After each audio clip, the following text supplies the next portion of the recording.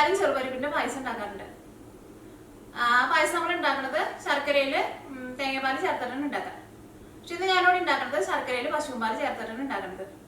സാധാരണ നമ്മൾ ശർക്കരയിൽ പശുമ്പാൽ ചേർത്തിട്ട് പായസം അങ്ങനെ ഉണ്ടാക്കാറില്ല. കാരണം എന്താണെന്ന് വെച്ചിട്ടുണ്ടെങ്കിൽ പാല് പിരിഞ്ഞു പോകും. അപ്പോൾ നമ്മുടെ പായസമൊക്കെ ആകെ കൊളായിട്ട് വരും. പക്ഷെ അതിനൊരു ട്രിക്ക് ഉണ്ട്. അതേപോലെ നമ്മൾ പായസം ഉണ്ടാക്കാന്ന് വെച്ചിട്ടുണ്ടെങ്കിൽ പാല് പിരിഞ്ഞും പോവുകയും ചെയ്യില്ല. പായസം റെഡിയാക്കിയിട്ട് എടുക്കാനാണെന്നുണ്ടെങ്കിൽ നല്ല എളുപ്പമാണ് പശുമ്പാലുള്ള ചേർക്കുന്നത്. പിന്നെ കഴിക്കാനാണെന്നുണ്ടെങ്കിൽ നല്ല അടിപൊളി ടേസ്റ്റ് ആയിരിക്കും. അപ്പൊ നമുക്ക് നോക്കാം ഇതേനെ റെഡിയാക്കാൻ വേണ്ട സാധനങ്ങൾ എന്തൊക്കെയാന്ന് നോക്കാം. അതിന് വേണ്ടിയിട്ട് ചെറുപരിപ്പ് എടുത്തിട്ടുണ്ട്. ഞാനിവിടെ ഇതേപോലെ ഗ്ലാസ്സിൽ 1 ഗ്ലാസ് ചെറുപരിപ്പാണ് എടുത്തേക്കുന്നത്. ചെറുപയറല്ല കേട്ടോ വേണ്ടത്. സാധാരണ നമ്മൾ പായസം ഉണ്ടാക്കാൻ വേണ്ടിയിട്ട് ഇതേപോലെ ചെറുപരിപ്പാണ് എടുക്കുക. ഇങ്ങനെ ചെറിയ ചെറിയ മണിയായിട്ടുള്ള പരിപ്പ്. അപ്പോൾ ഈ പരിപ്പ് 1 ഗ്ലാസ് എടുത്തിട്ടുണ്ട്. അല്ലെങ്കിൽ ഇപ്പോൾ നിങ്ങൾ മെഷറിംഗ് കപ്പിലാണ് എടുക്കണതെന്ന് വെച്ചിട്ടുണ്ടെങ്കിൽ 1 കപ്പ് എടുക്കുക. പിന്നെ ഒരു എക്സ്ട്രാ ഒരു 3 ടേബിൾ സ്പൂൺ കൂടിയിട്ട് എടുക്കുക. പിന്നെ വേണ്ടത് പശുവും പാലാണ്. ഞങ്ങൾക്ക് ഇവിടെ പശുവും പാല് വാങ്ങാൻ വേണ്ടിയിട്ട് കിട്ടണത് ഇതേപോലെ ഇങ്ങനെ വലിയ ടിന്നിലിട്ടോ പാല് വാങ്ങാൻ വേണ്ടിയിട്ട് കിട്ടണത്. ഇവിടെ പാലൊക്കെ നന്നായിട്ട് വാങ്ങാൻ വേണ്ടിയിട്ട് കിട്ടും. അപ്പോൾ പശുവും പാല് എടുക്കുമ്പോൾ നമ്മൾ ഈ പരിപ്പ് എടുത്തേക്കണ ഗ്ലാസ്സിൽ തന്നെ ഒരു 3 ഗ്ലാസ് പാലെടുക്കുക. ഒരു 3 ഗ്ലാസ് തുടങ്ങിയിട്ട് ഒരു 2.5 ഗ്ലാസ് വരെ പാല് മതിയാവും. അത് ഞാൻ കറക്റ്റ് എന്തോരാണ് പായസത്തിലേക്ക് ചേർക്കണമെന്നുള്ളത് പറയാം. അപ്പോൾ നമ്മൾ പായസത്തിലേക്ക് ചേർക്കാൻ പോണതിന് മുമ്പ് പാല് നന്നായിട്ട് തിളപ്പിച്ചിട്ട് ആ ചൂടോട് കൂടിയിട്ട് വേണം പായസത്തിലേക്ക് ചേർക്കാൻ വേണ്ടിയിട്ട്. അല്ലെങ്കിൽ ചിലപ്പോൾ ഇത് നമ്മൾ ശർക്കര വെച്ചിട്ടാണല്ലോ ഈ പായസം റെഡി ആക്കിയിട്ട് എടുക്കുന്നത്. അപ്പോൾ തണുത്ത പാല് പിന്നെ നമ്മൾ ആ പായസത്തിലേക്ക് ഒഴിക്കാന്നുണ്ടെങ്കിൽ പായസം പിരിഞ്ഞു പോകും. അപ്പോൾ പാല് നമ്മൾ ഈ പരിപ്പൊക്കെ വേവിക്കുന്ന സമയത്ത് തന്നെ പാലും തിളപ്പിക്കാൻ വേണ്ടിയിട്ട് വെക്കണം. പായസത്തിലേക്ക് മധുരത്തിന് വേണ്ടിയിട്ട് ശർക്കര വേണം. ഞാനിവിടെ ഒരു 450 ഗ്രാം ശർക്കരയാണ് എടുത്തേക്കുന്നത്. അപ്പോൾ ഞാനിവിടെ ഗോയയുടെ ബ്രാൻഡാണ് എടുത്തേക്കുന്നത്. അപ്പോൾ ഇവിടെ ഞങ്ങൾക്ക് ഇന്ത്യൻ കടയിൽ നിന്ന് ശർക്കര വാങ്ങാൻ വേണ്ടിയിട്ട് കിട്ടും. ഇത് ഞാനിവിടെ ഒരു അമേരിക്കൻ കടയിൽ നിന്നാണ് വാങ്ങിച്ചത്. അപ്പോൾ ഇന്ത്യൻ കട ഒന്നും ഇല്ലാത്ത സ്ഥലത്തേക്കും ഇതേപോലെ ഇങ്ങനെ ഗോയയുടെ ബ്രാൻഡൊക്കെ എല്ലായിടത്തും ഉണ്ടാവും. ഈ ഗോയയുടെ ശർക്കര എന്നാലും നല്ല ശർക്കരയാണ്. ഈ ശർക്കര ഒന്ന് അലിയിച്ചിട്ട് എടുക്കണം. പിന്നെ പായസത്തിലേക്ക് നെയ്യും വേണം. നമ്മൾ ഈ പരിപ്പ് ഫസ്റ്റ് നന്നായിട്ട് കഴുകും. അത് കഴിഞ്ഞിട്ട് ഈ പരിപ്പ് നെയ്യിൽ നല്ല ചുവന്ന കളറാക്കിയിട്ട് നമ്മൾ വറുത്തിട്ട് എടുക്കും. അപ്പോൾ അതിന് വേണ്ടിയിട്ട് നെയ്യ് വേണം. പിന്നെ പായസത്തിൻ്റെ ലാസ്റ്റ് തേങ്ങക്കൊത്ത് വറുത്ത് ചേർക്കും. അപ്പോൾ ഞാനിവിടെ തേങ്ങക്കൊത്ത് ഇതേപോലെ നല്ല ചെറുതായിട്ട് കട്ട് ചെയ്തിട്ട് എടുത്തിട്ടുണ്ട്. പിന്നെ ഞാനിവിടെ കുറച്ച് ഉണക്കമുന്തിരി എടുത്തിട്ടുണ്ട്. ഇതൊക്കെ നമ്മുടെ ടേസ്റ്റിനനുസരിച്ചിട്ട് ചേർക്കാം. ഇപ്പോൾ നിങ്ങൾക്ക് തേങ്ങക്കൊത്ത് വേണ്ടാന്ന് വെച്ചിട്ടുണ്ടെങ്കിൽ തേങ്ങക്കൊത്ത് ചേർത്തില്ലെങ്കിൽ കുഴപ്പമില്ല. അപ്പോൾ നിങ്ങൾക്ക് ചിലപ്പോൾ കാഷ്നട്ട് വേണമെന്ന് വെച്ചിട്ടുണ്ടെങ്കിൽ കാഷ്നട്ട് ചേർക്കാം. അതൊക്കെ നമ്മുടെ ഇഷ്ടത്തിനനുസരിച്ചിട്ട് ലാസ്റ്റ് പായസം റെഡി ആയി കഴിയുമ്പോൾ നെയ്യിൽ വറുത്തിട്ട് ചേർക്കാം. ഇപ്പോൾ ഈ പായസം നമുക്ക് നെയ്യിൽ തന്നെ ഉണ്ടാക്കണമെന്ന് നിർബന്ധമില്ല.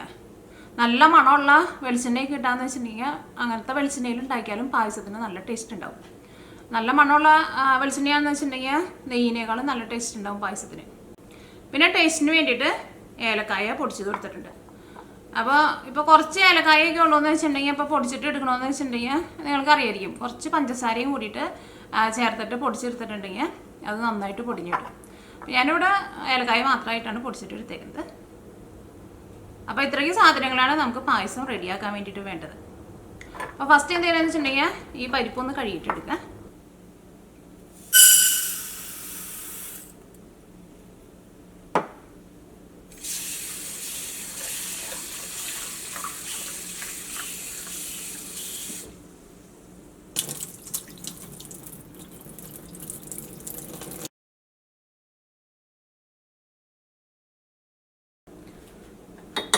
ഈ പരിപ്പ് കഴുകി കഴിഞ്ഞിട്ട് ഈ വെള്ളം നന്നായിട്ട് കളയണം. അപ്പോൾ അതിന് വേണ്ടിയിട്ട് ഞാനിവിടെ ഒരു അരിപ്പയിലേക്ക് ഇട്ടിട്ട് വെള്ളം നന്നായിട്ട് കളയുന്നുണ്ട്.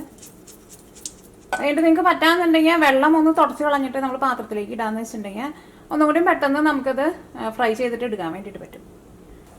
ഇനി നമുക്ക് പായസം റെഡിയാക്കാൻ വേണ്ടിയിട്ട് തുടങ്ങാം. അപ്പോൾ പായസം ഞാനിവിടെ കുക്കറിലാണ് റെഡിയാക്കാൻ വേണ്ടിയിട്ട് പോണത്. കാരണം ഈ പരിപ്പ് നമുക്കൊന്ന് വേവിച്ചിട്ട് എടുക്കണം. അപ്പോൾ പെട്ടെന്ന് വെന്ത് കിട്ടുന്നത് കുക്കറാണല്ലോ.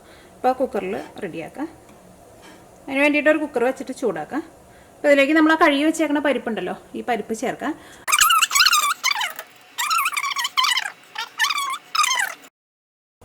ഈ പരിപ്പിലേക്ക് നെയ്യ് ചേർക്കാം. നെയ്യ് ചേർത്തിട്ട് ഈ പരിപ്പ് നല്ല ചുവന്ന കളറാക്കിയിട്ട് പരിപ്പ് വറുത്തിട്ട് ഇടിക്കണം. അപ്പോൾ നെയ്യ് തന്നെ വേണമെന്ന് നിർബന്ധമില്ല. വെളിച്ചെണ്ണ ഉണ്ടെന്ന് വെച്ചിട്ടുണ്ടെങ്കിൽ വെളിച്ചെണ്ണയിൽ ചെയ്താലും കുഴപ്പമില്ല, നല്ല ടേസ്റ്റ് ഉണ്ടാവും. അപ്പോൾ ഇതിലേക്ക് നെയ്യ് ചേർക്കാം. ഈ ഒരു ഏകദേശം അളവിലാണ് ചേർക്കുക. ഞാനിപ്പോൾ ഇതേപോലെ ടേബിൾ സ്പൂണിൽ ഒരു 1.5 ടേബിൾ സ്പൂൺ ചേർത്തിട്ടുണ്ട്. ഇനി നമ്മളിത് വറുത്തെടുക്കുന്ന സമയത്ത് ഇനിയിപ്പോൾ നെയ്യ് കുറവ് പോലെ തോന്നുന്നുണ്ടെങ്കിൽ നമുക്കതനുസരിച്ചിട്ട് നെയ്യ് ചേർത്ത് കൊടുക്കാം.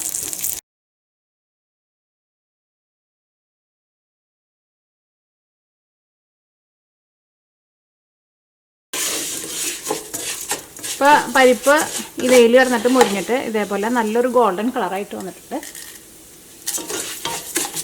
ഈ തീ നന്നായിട്ട് കുറച്ച് വയ്ക്കുക. ഇനി ചിലപ്പോൾ പെട്ടെന്ന് അങ്ങോട്ട് ഈ പരിപ്പ് കൊണ്ട് കരിഞ്ഞു പോകും. ഇതിലേക്ക് പരിപ്പ് വേവിക്കാൻ ആവശ്യത്തിന് വെള്ളം ചേർക്കാം. ഞാനിവിടെ ആ പരിപ്പ് എടുത്തിരുന്ന സെയിം ഗ്ലാസ്സിൽ തന്നെയാണ് വെള്ളം ചേർക്കുന്നത്.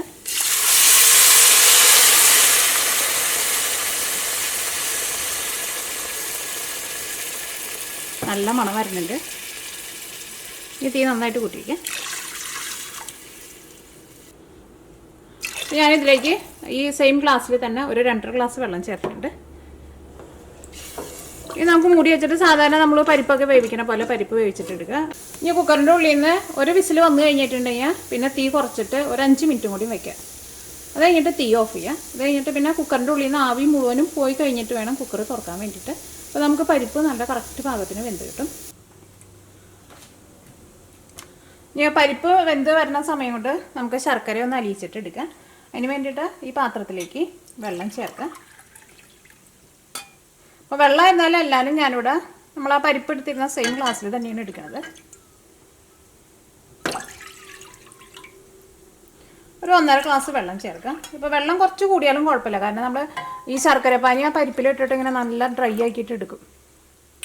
ഏകദേശം ഒരു 1.5 ഗ്ലാസിൻ്റെ എടുത്തെടുക്കാം. ഇനി തീ ഓണാക്കാം.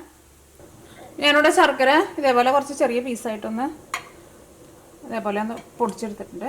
ഇത് ഞാനിവിടെ നമ്മൾ ഉള്ളിയൊക്കെ ചതയ്ക്കുന്ന കല്ലുണ്ടല്ലോ, ആ കല്ല് വെച്ചിട്ട് ഒന്ന് ചതച്ചു. ഇപ്പോൾ ശർക്കര വെള്ളത്തിൽ നന്നായിട്ട് അരിഞ്ഞിട്ടുണ്ട്. ഇനിയിപ്പോൾ നിങ്ങൾക്ക് കല്ലുള്ള ശർക്കരയാണെന്ന് വെച്ചിട്ടുണ്ടെങ്കിൽ ഇതൊന്ന് അരിച്ചിട്ട് എടുക്കണം. ഇത് നമുക്ക് ഈ ശർക്കര പാനി നീക്കി വയ്ക്കാം. ഇത് നമുക്ക് പായസത്തിലേക്കുള്ള പാല് തിളപ്പിച്ച് വയ്ക്കാം. അതിന് വേണ്ടിയിട്ട് ഒരു പാത്രം എടുക്കാം. ഇതിലേക്ക് നമ്മൾ പരിപ്പ് എടുത്തിരുന്ന സെയിം ഗ്ലാസ്സിൽ തന്നെ 3 ഗ്ലാസ് പാല് തിളപ്പിച്ചിട്ട് വെക്കാതെ. ഈ പാല് തിളച്ച് കഴിഞ്ഞാലും തീ നന്നായിട്ട് കുറച്ചിട്ട് അങ്ങനെ അടുപ്പത്ത് തന്നെ വെച്ചിരുന്നാൽ മതി. എന്നിട്ട് നല്ല ചൂടോട് കൂടിയിട്ട് നമുക്ക് ആ പായസം റെഡി ആവുന്ന സമയത്ത് അതിലേക്ക് ഒഴിച്ചാൽ മതി. അപ്പോൾ നേരത്തെ കൂട്ടിയിട്ട് പാല് തിളപ്പിച്ച് വെക്കേണ്ട. നല്ല തിളച്ചിരിക്കുന്ന ചൂടോട് കൂടിയിട്ട് തന്നെ പായസത്തിലേക്ക് ചേർക്കാം. അപ്പോൾ നമ്മൾ പരിപ്പ് വേവിക്കാൻ വേണ്ടിയിട്ട് തുടങ്ങുമ്പോൾ ഇപ്പോൾ പാല് അടുപ്പത്ത് വെച്ചിട്ടുണ്ടെന്നുണ്ടെങ്കിൽ പാല് അതിന് മുമ്പ് തിളച്ച് കിട്ടുമല്ലോ. അപ്പോൾ ചെറുതായിട്ടൊന്ന് തീ കുറച്ചിട്ട് അവിടെ ഇട്ടിരുന്നാൽ മതി. എന്നിട്ട് പിന്നെ നേരാകുമ്പോൾ എടുത്ത് ഒഴിച്ചാൽ മതി.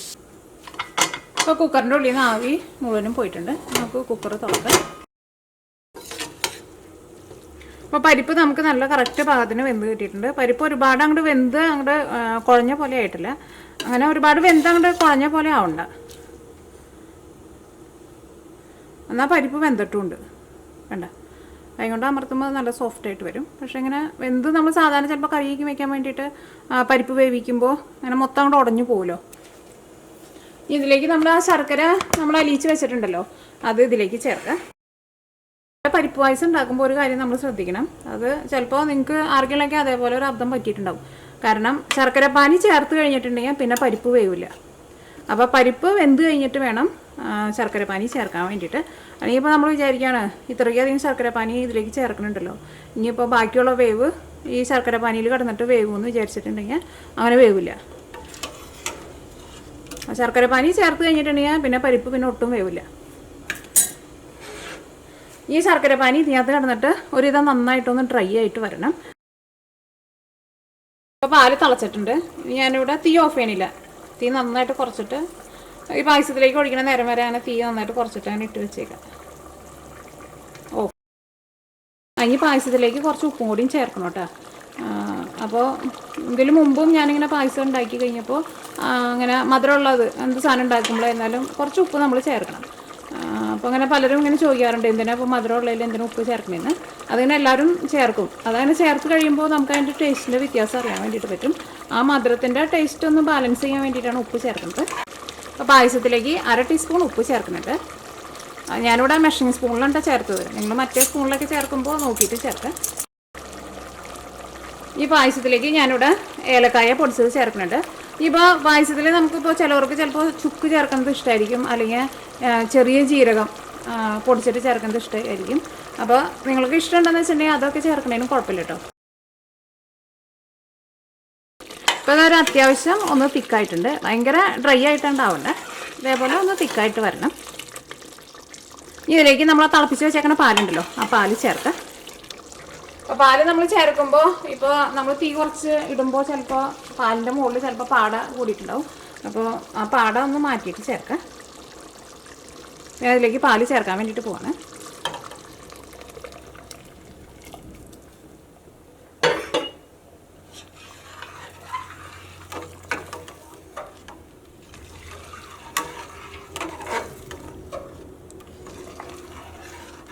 അപ്പോൾ ഞാനിതിലേക്ക് നമ്മൾ തിളപ്പിച്ച് വെച്ചിരുന്ന 3 ഗ്ലാസ് പാലും ഞാനിതിലേക്ക് ചേർത്തിട്ടുണ്ട്. ഈ തീ നന്നായിട്ട് കൂട്ടി വയ്ക്കുക. ഈ പായസം ഒന്ന് തിളച്ച് കഴിയുമ്പോൾ തന്നെ തീ ഓഫ് ചെയ്യുക. അത് നിങ്ങൾ പ്രത്യേകം ശ്രദ്ധിക്കുക. അത് നമ്മൾ ഒഴിച്ച വഴിക്കേണ്ട കണ്ട തള വന്നിട്ടുണ്ട്. ഞാനിവിടെ തീ ഓഫ് ചെയ്യാണ്. കാരണം ഇത് പശുമ്പോലെ ഇതുകൊണ്ട് തന്നെ കൂടുതൽ നേരമായിട്ട് തിളപ്പിച്ചിട്ടുണ്ടെങ്കിൽ ചിലപ്പോൾ ഇതിലേക്ക് നമ്മൾ ശർക്കരയാണല്ലോ ചേർത്തേക്കുന്നത്. അപ്പോൾ അത് പിരിഞ്ഞു പോകാനുള്ള സാധ്യത ഭയങ്കര കൂടുതലാണ്. ഈ പായസം ഒന്ന് ഇരുന്ന് കഴിഞ്ഞ് കഴിയുമ്പോൾ ഇത് പരിപ്പാണല്ലോ, ഒന്നും കൂടി ഒന്ന് തിക്കായിട്ട് വരികയും ചെയ്യും. പിന്നെ ഒന്ന് ഇരുന്ന് കഴിഞ്ഞ് കഴിയുമ്പോൾ ആ കളറായിരുന്നാലും ചെറുതായിട്ട് ഒരു ഡാർക്ക് കളറായിട്ട് വരികയും ചെയ്യും. ഈ പായസത്തിലേക്ക് നമുക്ക് നെയ്യിൽ തേങ്ങക്കൊത്തും പിന്നെ മുന്തിരിയും വറുത്ത് ചേർക്കാം. അപ്പോൾ അതിന് വേണ്ടിയിട്ട് ഒരു പാൻ വെച്ചിട്ട് ചൂടാക്കുക. അപ്പോൾ പാൻ നന്നായിട്ട് ചൂടായിട്ടുണ്ട്. ഇതിലേക്ക് നെയ്യ് ചേർക്കാം. ഇതിലേക്ക് തേങ്ങക്കൊത്ത് ചേർക്കാം. ഈ തേങ്ങക്കൊത്ത് ഒന്ന് കളർ മാറി തുടങ്ങിയിട്ട് മാത്രം ഇതിലേക്ക് നമുക്ക് ഉണക്കമുന്തിരി ചേർത്താൽ മതി.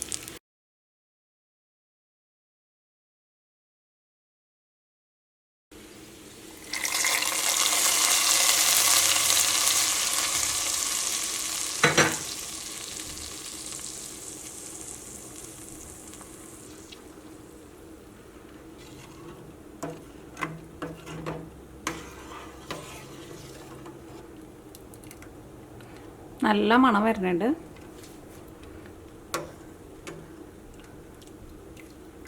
അപ്പോൾ അത് പാലൊന്നും ഒട്ടും പിരിഞ്ഞു പോയിട്ടില്ല കേട്ടോ. ഇതേപോലെ ചെയ്തിട്ടുണ്ടെങ്കിൽ പാല് പിരിഞ്ഞു പോവില്ല. പായസം നമുക്കൊരു 10 അല്ലെങ്കിൽ ഒരു 15 മിനിറ്റ് ഒന്ന് മൂടി വയ്ക്കാം. അപ്പോൾ പായസം ഒന്നും കൂടി ചെറുതായിട്ടൊന്ന് തിക്കായിട്ട് ഒന്ന് വരും. ഇപ്പോൾ നമ്മുടെ പായസം ഇരുന്നിട്ട് ചെറുതായിട്ടൊന്ന് ചൂടാറിയിട്ടുണ്ട്. അപ്പോൾ അങ്ങനെ ഒന്ന് ഇരുന്ന് കഴിഞ്ഞ് കഴിഞ്ഞപ്പോൾ പായസം കണ്ട പായസം ഒന്ന് തിക്കായിട്ട് വന്നിട്ടുണ്ട്. പായസം ഇതേപോലെയാണ് ഇരിക്കണം. അപ്പം നമ്മൾ തീ ഓഫ് ചെയ്ത സമയത്ത് ഇത്രയ്ക്ക് അങ്ങോട്ട് തിക്കായിട്ടല്ല ഇരുന്നത്. ഇത് പരിപ്പായതുകൊണ്ട് തന്നെ ഒന്ന് ഇരുന്ന് കഴിഞ്ഞ് കഴിയുമ്പോൾ ഇതേപോലെ ഒന്ന് തിക്കായിട്ട് വരും.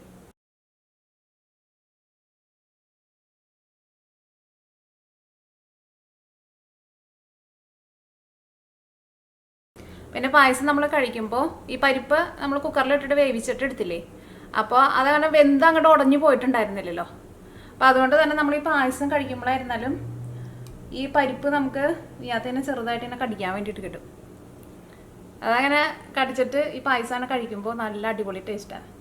അല്ലെങ്കിൽ ആ പരിപ്പ് മൊത്തം അങ്ങോട്ട് വെന്ത് അങ്ങോട്ട് കുഴഞ്ഞു പോയിട്ടുണ്ടെങ്കിൽ ആ പായസം കഴിക്കുമ്പോൾ പ്രത്യേകിച്ച് അങ്ങനെ ഒന്നും കടിക്കാനൊന്നും ഉണ്ടാവില്ല. പക്ഷേ ഇത് അങ്ങനെ വന്നു കഴിഞ്ഞപ്പോൾ നല്ല അടിപൊളി ടേസ്റ്റ് ആയിട്ടുണ്ട്. അപ്പോൾ നിങ്ങളെല്ലാവരും ട്രൈ ചെയ്ത് നോക്കാം. നിങ്ങൾക്ക് എല്ലാവർക്കും നല്ല ഇഷ്ടമാവും ഇത്.